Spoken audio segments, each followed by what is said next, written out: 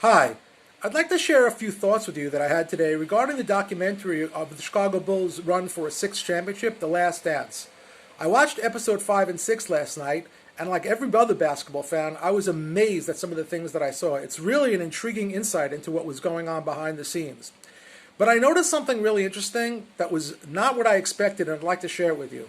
My name is Larry Posen, and I'm an international peak performance coach. If you look back in the 90s, you'd say to yourself, who wouldn't want to be Michael Jordan? I mean, the guy was the ultimate king of success in the world. He earned billions of dollars. He was an unstoppable force. He could have any woman in the world that he wanted. He had anything that he wanted. He basically put his mind to something and got whatever he wanted.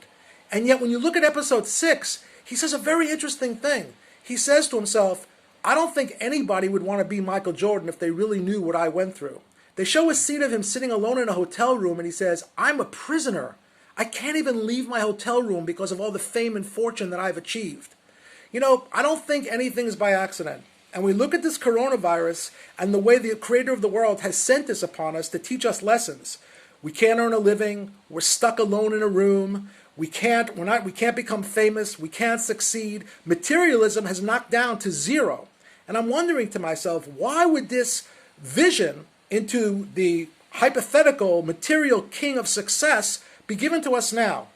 Maybe it's to show us the following. Michael Jordan, there's a lot to learn from him. But he himself even says, I do my best to inspire you, but if you don't like what you see, maybe you should be following someone else. There's a lot about Michael Jordan that I'd like to follow. How do you get the most out of your potential? How do you stay committed and get whatever you want, set goals and win at all costs? The question is, what game are you playing? You see that at 60 years old, Michael Jordan and I are at the same age. And we have probably around 20 to 30 years left to our life. And the question becomes, with all his millions of dollars and billions of dollars and all the success that he achieved and all the fame that he achieved, how is he better off than I am right now? And the question that I have to ask myself is, I want to be the Michael Jordan of my life, but what does that mean? Maybe it doesn't mean that I need to make billions of dollars. I want to be successful for sure. But maybe the game that I want to win is more of a game like a Mariano Rivera one, a game where I'm winning and understanding that there's more to life than fame. There's family, there's spirit. Where am I going at the end of this world?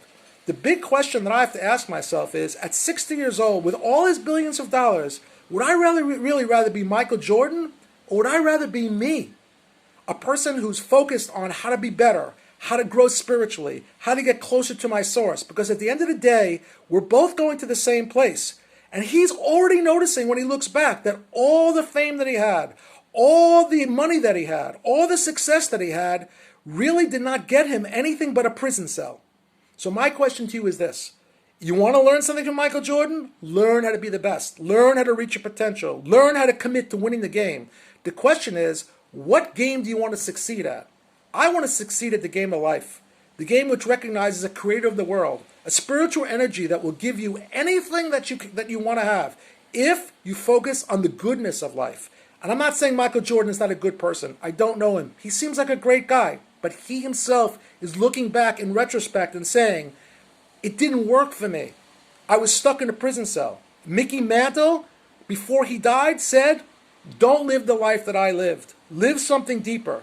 Steve Jobs, before he died, said, my chase for money and success, financial success did not serve me. Again, financial abundance is important. But more importantly, be the Michael Jordan of your life. Take all your skills and focus them in the right direction. Don't become a prisoner to your billions of dollars. It's very interesting to me that this documentary and this message is coming out at a time where we're all learning the same lesson. Let's focus on what's important. Again, I think Michael Jordan has a lot to learn from, and I do follow him in certain ways, but I also learn, as he will say, from his failures. Have a great day.